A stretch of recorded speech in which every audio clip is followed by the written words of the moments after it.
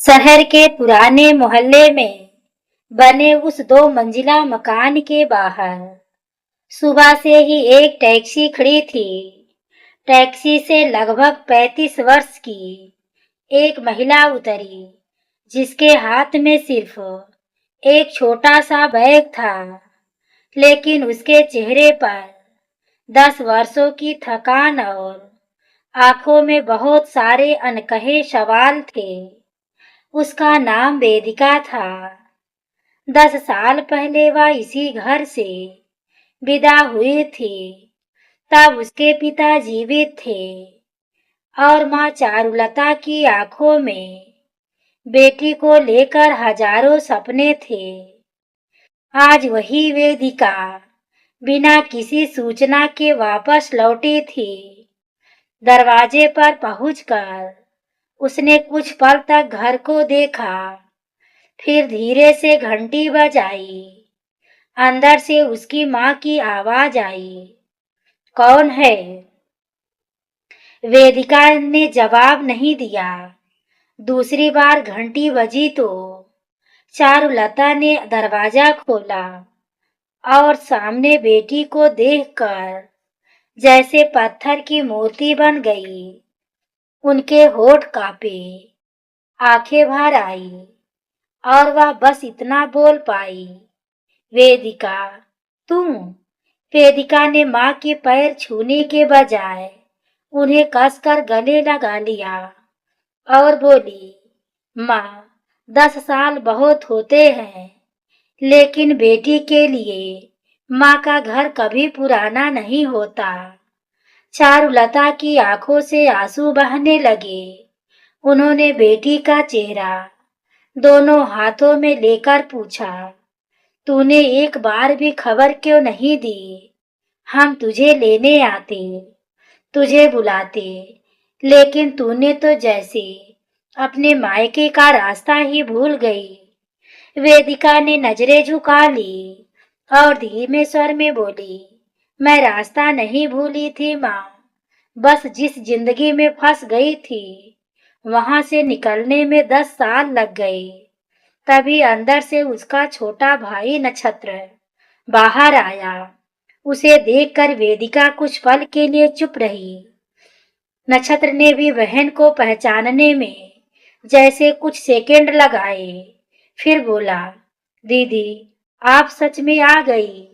वेदिका ने हल्की मुस्कान के साथ कहा, हाँ नक्षत्र, इस बार बिना किसी से पूछे अपने घर आ गई हूँ। नक्षत्र ने आगे बढ़कर बहन को गले लगाया, लेकिन उसकी आंखों में खुशी के साथ एक अजीब सी घबराहट भी थी, जिसे वेदिका ने तुरंत महसूस कर लिया। नक्षत्र की पत्नी मृणालिनी रसोई से बाहर आई तो उसके चेहरे पर वेदिका को देखकर कोई खुशी नहीं थी। उसने औपचारिक मुस्कान के साथ कहा, आइए दीदी, इतने साल बाद याद तो आया कि आपका भी कोई मायका है। वेदिका ने उसकी बात का बुरा नहीं माना और शांत स्वर में बोली, कुछ रिश्ते याद करने से नहीं, हालात बदलने से वापस मिलते हैं। मृणालिनी, चारुलता ने तुरंत बात संभालते हुए कहा, तुम दोनों अभी अभी मिली हो, पुरानी बातें मत छेड़ो। लेकिन मृणालिनी ने चाय रखते हुए कहा, मैं तो बस सच बोल रही हूँ माँ जी। 10 साल तक इस घर में किसी चीज की जरूरत पड़ी तो दीदी ने कभी पीछे मुड़कर नहीं देखा।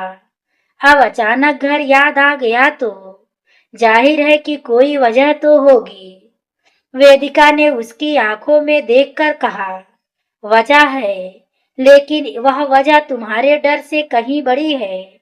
नक्षत्र ने तुरंत पूछा, क्या मतलब? वेदिका ने अपना बैग खोला और उसमें से कुछ पुराने कागज निकालकर मेज पर रख दिए। नक्षत्र ने कागज उठाने की कोशिश की तो वेदिका ने हाथ रोकते हुए कहा, अभी नहीं, पहले मुझे माँ से अकेले में बात करनी है। चारुलता उसे कमरे में ले गई। कमरे में पहुंचते ही वेदिका ने दरवाजा बंद किया और बोली, माँ, पिताजी के जाने के बाद इस घर का क्या हुआ? चारुलता कुछ पल तक चुप रही, फिर बोली, क्या होना था बेटी? घर नक्षत्र संभाल रहा है, हम उसी के साथ रह रहे हैं। वेदिका ने उनकी आंखों में देखते हुए पूछा, और पिताजी की वह जमीन? चारुलता का चेहरा अचानक बदल गया। उन्होंने कांपते हुए कहा, कौन सी जमीन? वेदिका ने धीरे से कहा, वही जमीन जिसके कागज पिताजी ने मेरी शादी से पहले मेरे नाम किए थे। चारुलता के हाथ से पानी का गिलास छूटते छूटते बचा। उन्होंने घबराकर पूछा, तुझे यह बात किसने बताई? वेदिका बोली, पिताजी ने खुद मुझे बताई थी। उन्होंने कहा था कि अगर कभी मेरे जीवन में ऐसा समय आए जब मुझे किसी सहारे की जरूरत पड़े, तो मैं उस जमीन को अपने अधिकार की तरह इस्तेमाल कर सकती हूँ। चारुलता की आंखों में डर उतर आया। वह धीरे से बोली, बेटी, तेरे पिता ने वह जमीन सच में तेरे नाम की थी, लेकिन वेदिका ने तुरंत पूछा, लेकिन क्या? चारुलता ने नजरें चुराते हुए कहा, तेरी शादी के बाद नक्षत्र पर बहुत कर्ज हो गया था। घर बचाने के लिए उस जमीन के बारे में कुछ कागजों पर हस्ताक्षर करवाए गए थे। वेदिका का चेहरा गंभीर हो गया। उसने पूछा, मेरी अनुमति के बिना? तभी कमरे के बाहर खड़े नक्षत्र की आवाज आई, दीदी, मेरी बात सुन लो।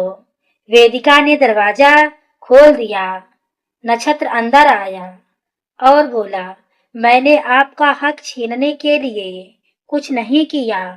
उस समय दुकान डूब गई थी, कर्जदार घर तक पहुंच गए थे। अगर वह जमीन गिरवी नहीं रखी जाती तो यह घर भी चला जाता। वेदिका ने कठोर स्वर में कहा, मुझे भाई का घर बचाने से शिकायत नहीं है नक्षत्र। शिकायत इस बात से है कि तुमने मुझे पराया समझकर फैसला क्यों लिया? नक्षत्र की आंखें झुक गई। वह बोला, क्योंकि मुझे डर था कि अगर आपको सब बताया तो आप अपने हिस्से की जमीन वापस मांग लेंगी। वेदिका कुछ पल उसे देखती रही और फिर बोली, तो तुम्हें डर था कि तुम्हारी बहन अपना अधिकार मांग लेगी? नक्षत्र के पास कोई जवाब नहीं था। उसी रात वेदिका ने अपना बैग खोला और पिता की लिखी हुई एक पुरानी चिट्ठी निकाली। चिट्ठी में लिखा था कि उन्होंने जमीन वेदिका के नाम इसलिए की थी क्योंकि उन्हें मालूम था कि बेटी शादी के बाद भी कभी किसी के सामने हाथ फैलाना नहीं चाहेगी। वेदिका चिट्ठी पढ़ते पढ़ते रो पड़ी, लेकिन तभी उसे चिट्ठी के पीछे एक और पंक्ति दिखाई दी जिसे उसने पहले कभी नहीं देखा था। जिस दिन वेदिका को लगे कि उसके अपने लोग उससे सच छिपा रहे हैं, उस दिन वह इस चिट्ठी के साथ पुराने लोहे के संदूक को जरूर खोले। वेदिका का दिल तेजी से धड़कने लगा। उसने माँ से पूछा, माँ, पिताजी का पुराना संदूक कहाँ है? चारुलता का चेहरा सफेद पड़ गया। वह कुछ बोल पाती उससे पहले बाहर से मृणालिनी की आवाज आई, माँ जी, वह संदूक तो 10 साल पहले ही नक्षत्र ने बेच दिया था। वेदिका ने दरवाजे की ओर देखा और उसकी आंखों में पहली बार आंसुओं की जगह संदेह दिखाई दिया। उसने धीमे स्वर में कहा, अगर संदूक बिक चुका है तो फिर पिताजी ने चिट्ठी में उसके अंदर रखी चीज का जिक्र क्यों किया था? कमरे में अचानक सन्नाटा छा गया। नक्षत्र और चारुलता एक दूसरे का चेहरा देखने लगे। वेदिका समझ गई कि कहानी सिर्फ जमीन की नहीं थी। 10 साल से इस घर में कोई बहुत बड़ा सच दबा हुआ था। अगली सुबह वेदिका ने किसी से बहस नहीं की। वह चुपचाप घर के पुराने हिस्से में चली गई, जहां उसके पिताजी कभी बैठकर हिसाब किताब करते थे। दीवार के पास रखी पुरानी लकड़ी की अलमारी को देखते हुए उसने अचानक बचपन की एक बात याद आई। उसके पिता हमेशा कहा करते थे, जिस चीज को कोई बहुत आसानी से छोड़ दे, जरूरी नहीं है कि वह बेकार हो। वेदिका ने अलमारी को ध्यान से देखा और नीचे की लकड़ी पर उंगली फिराई। वहां एक छोटी सी धातु की चाबी फंसी हुई थी। उसने चाबी निकाली और नक्षत्र को बुलाकर पूछा, भैया, यह चाबी किसकी है? नक्षत्र का चेहरा देखकर वेदिका समझ गई कि वह चाबी पहचानता है। नक्षत्र ने धीमे से कहा, दीदी, यह पिताजी की अलमारी की चाबी थी। वेदिका ने पूछा, और तुमने कहा था कि पिताजी के सारे सामान 10 साल पहले खत्म कर दिए गए थे। नक्षत्र चुप रहा। वेदिका ने चाबी से अलमारी खोली तो अंदर कुछ पुराने कागज, एक कपड़े में लिपटी डायरी और बैंक की रसीदें मिली। उसने डायरी खोली तो पहली ही पंक्ति पढ़कर उसके हाथ कांपने लगे। उसमें पिता ने लिखा था कि उन्होंने वेदिका के नाम जमीन जरूर की थी, लेकिन वह जमीन केवल उसकी संपत्ति नहीं थी। उस जमीन से होने वाली आमदनी का एक हिस्सा उन्होंने चारुलता की जिंदगी भर की जरूरतों के लिए सुरक्षित रखा था। वेदिका ने डायरी नक्षत्र के सामने रख दी और बोली, तुमने सिर्फ मेरा हिस्सा नहीं छिपाया भैया, तुमने तो माँ का सहारा भी छिपाया। नक्षत्र की आंखों से आंसू निकल पड़े। उसने सिर झुकाकर कहा, दीदी, मैंने चोरी नहीं की थी, मैं बस डर गया था। वेदिका ने पूछा, किससे? नक्षत्र बोला, अपने हालात से। पिताजी के जाने के बाद दुकान में भारी नुकसान हुआ था। कर्जदार रोज दरवाजे पर खड़े रहते थे। मैंने जमीन गिरवी रख दी, लेकिन मैंने उस जमीन को बेचा नहीं। मैं हर महीने थोड़ा थोड़ा पैसा जमा करके उसे छुड़ाने की कोशिश करता रहा। मुझे लगा एक दिन सब ठीक कर दूंगा और आपको कभी पता नहीं चलेगा कि आपके नाम की जमीन मैंने गिरवी रखी थी। वेदिका ने बैंक की रसीदें देखी तो पता चला कि पिछले 8 वर्षों से नक्षत्र हर महीने पैसा जमा कर रहा था। लेकिन तभी मृणालिनी वहां आई और बोली, दीदी, अब आपको मुझसे भी कुछ पूछना होगा। वेदिका ने उसकी ओर देखा। मृणालिनी की आंखें भीगी हुई थी।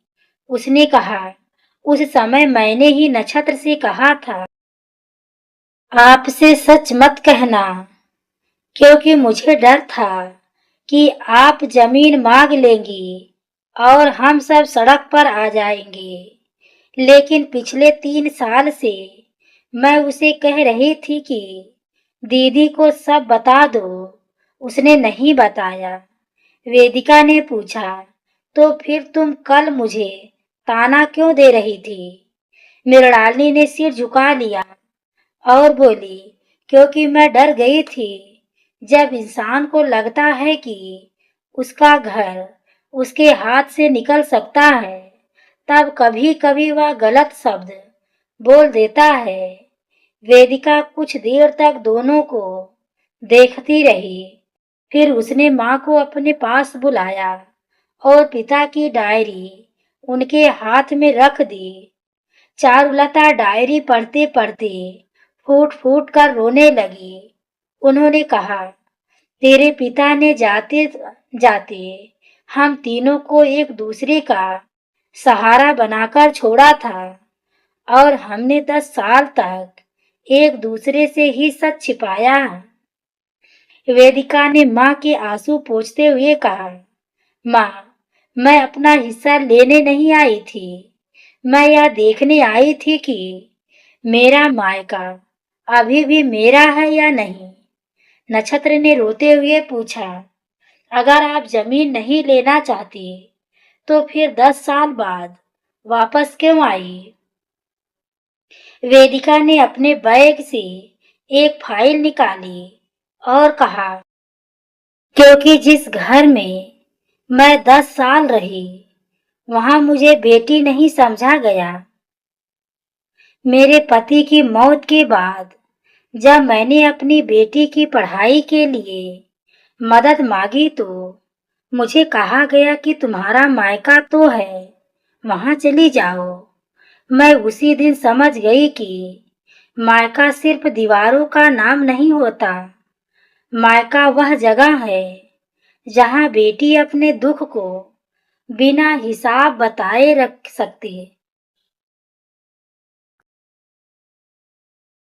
बिना हिसाब बताए रख सके। नक्षत्र ने बहन के पैर पकड़ लिए और बोला, दीदी, मुझे माफ कर दो। मैंने घर बचाने के चक्कर में अपना सबसे बड़ा रिश्ता खो दिया था। वेदिका ने उसे उठाकर गले लगा लिया और बोली, भैया, रिश्ता जमीन से बड़ा होता है, लेकिन रिश्ता तभी बचता है जब उसमें सच जिंदा रहे। कुछ दिनों बाद नक्षत्र ने अपनी मेहनत से जमीन का पूरा कर्ज चुका दिया। उसने सारे कागज वेदिका के हाथ में रखते हुए कहा, यह आपका अधिकार है। इसे मैं अब कभी अपनी जरूरत के नाम पर नहीं छिपाऊंगा। वेदिका ने कागजों को देखा और कहा, मैं यह जमीन अपने नाम जरूर रखूंगी, लेकिन इसे बेचूंगी नहीं। इसके एक हिस्से पर माँ के नाम से एक छोटा सा घर बनेगा और बाकी जमीन से जो आमदनी होगी उससे उन बेटियों की पढ़ाई होगी जिनके पास अपनी पढ़ाई जारी रखने का साधन नहीं है। चारुलता ने बेटी को सीने से लगाकर कहा, तू 10 साल बाद लौटी है, लेकिन आज मुझे लग रहा है कि मेरी बेटी कहीं गई ही नहीं थी। मृणालिनी भी वेदिका के सामने आकर बोली, दीदी, क्या मुझे भी माफ कर देगी? वेदिका ने उसका हाथ पकड़कर कहा, माफी मांगने से गलती मिटती नहीं, लेकिन इंसान बदल जाए तो वही गलती उसकी जिंदगी की आखिरी गलती बन सकती है। नक्षत्र की आंखों से आंसू बहते रहे। उसने कहा, दीदी, आपने अपना हक मांगकर हमारा घर नहीं तोड़ा, बल्कि हमें यह समझाया कि घर दीवारों से नहीं, भरोसे से बनता है। वेदिका मुस्कुराई और बोली, मैं अपना हिस्सा लेने मायके आई थी, लेकिन यहाँ से मुझे अपना पूरा परिवार वापस मिल गया। उस दिन 10 साल बाद उस घर के आंगन में फिर से वही हंसी गूंजी जो कभी वेदिका की विदाई के दिन हमेशा के लिए खो गई थी। और चारुलता ने आसमान की ओर देखकर बस इतना कहा, देख रहे हो ना, आज तुम्हारी बेटी ने तुम्हारा घर बचा लिया। पिता की तस्वीर के सामने जलता हुआ दीपक जैसे उस बात की गवाही दे रहा था कि कभी कभी हक मांगने वाला इंसान घर तोड़ने नहीं, रिश्तों में छिपा सच सामने लाने आता है। तो दोस्तों, ये रही आज की कहानी। अगर आपके दिल को छू गई हो तो वीडियो को लाइक शेयर हाइप करना ना भूलें। पूरी कहानी को सुनने के लिए आपको तहे दिल से धन्यवाद।